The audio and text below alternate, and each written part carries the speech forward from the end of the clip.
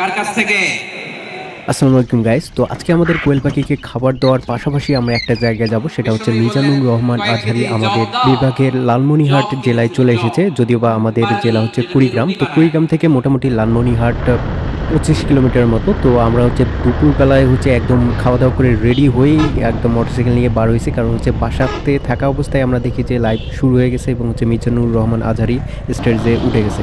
যদিও বা আমি জানতাম না যে হচ্ছে যে দিনেই হচ্ছে যে উনি হচ্ছে স্টেজে উঠবেন, তো এই জন্য আমরা হচ্ছে যে ওই অবস্থাতে যে অবস্থাতে ছিলাম খাওয়া দাওয়া শেষ করে একদম বাইক নিয়েই রানিং চলে এসেছি। আমরা দেখেন যে বড় বাড়িতে চলে আসলাম, একদম ফাস্ট ফরওয়ার্ড করে দিচ্ছি, কিন্তু হচ্ছে যে যে রাস্তাগুলো এখানে এখানে কিন্তু হচ্ছে যে একদম জোরে যে যাবো এটার কোনো সিস্টেম নেই, কারণ হচ্ছে বাঁকের পর বাঁক।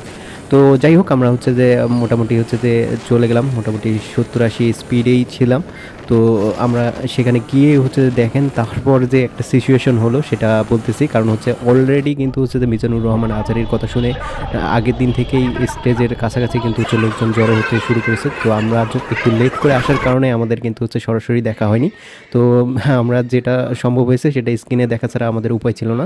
তো যাই হোক, আমার ফ্রেন্ড ছিল, ফ্রেন্ড তারা হচ্ছে যে বলছিলাম যে হচ্ছে যেন হচ্ছে যে একটু ভিডিও রেকর্ড করে রাখে আমার যদি আসতে লেট হয় আর কি। তো দেখতেই পাচ্ছেন এই যে ফুটেজটা, এটা মেনলি হচ্ছে আমাদের আমার ফ্রেন্ড যেগুলো ভিডিও করেছে সেগুলো থেকেই কিন্তু হচ্ছে যে আপনারা দেখতে পাচ্ছেন।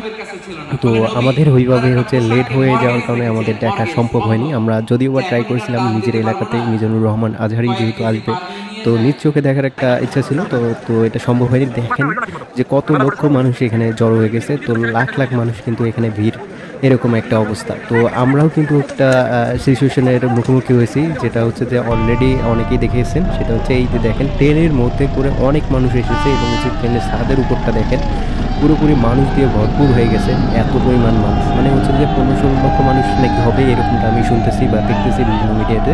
তো আসলেই এত পরিমাণ মানুষ ছিল যে বলবো কি, অনেক রাস্তা পর্যন্ত ভিড় ছিল। আমরা যাওয়ার পথে প্লাস আসার সময় আরও বেশি সমস্যা হয়েছে। তো আপনারা দেখতেই পাচ্ছেন এই যে দেখেন ট্রেনের মধ্যে কিন্তু হচ্ছে অনেক পরিমাণ মানুষ এবং হচ্ছে তারা কিন্তু হচ্ছে স্লোগান দিচ্ছে আল্লাহু আকবার বলে। তো দেখতেই পাচ্ছেন এইটা অলরেডি অনেকেই দেখেছেন, এই ফেসবুকে দেখলাম যে এরকম ভিডিও অনেকেই ছেড়েছে। তো এটা কিন্তু হচ্ছে যে আমাদের ক্যামেরা দিয়েই ভিডিও করা, আমরা সামনেই ছিলাম। তো সেই ক্যাপচারটা আমাদের এখান থেকে আপনারা দেখতে পাচ্ছেন। তো যাই হোক, এরকম একটা অবস্থা ছিল, এত পরিমাণ ভিড় হবে আমি ভেবেইছিলাম, কারণ হচ্ছে অলরেডি অনেকগুলো প্রোগ্রামে দেখেছিলাম যে এত পরিমাণ ভিড়। তো উত্তরবঙ্গে যেহেতু এসেছে তো ফার্স্ট টাইম, তো এরকম ভিড় হওয়া স্বাভাবিক। তো যাওয়ার সময়ও আমাদের অনেক সমস্যা হয়েছে, দেখতে পাচ্ছেন রাস্তাতে প্রচুর পরিমাণ কিন্তু এখানে জ্যাম, মানুষ দিয়ে ভরপুর। তো আমরা কিন্তু হচ্ছে যে দেখেন পরবর্তীতে আমরা ভিজিট করেছিলাম, মানে যে মাঠটাতে হচ্ছে সরাসরি এখানেই কিন্তু ওয়াশ করেছিল। তো সরদি উদ্যান যেটা আছে এখানে মাঠটা, তো এটা কিন্তু হচ্ছে রেল লাইনের কিন্তু যে এখানে আছে স্টেশনটা, তো তার পাশেই এই মাঠটি। তো যাই হোক, আমরা কিন্তু হচ্ছে পরবর্তীতে দেখি যে মোটামুটি হচ্ছে যে মানুষ না থাকলেও যে পরিমাণ মানুষ ছিল তাও অনেক।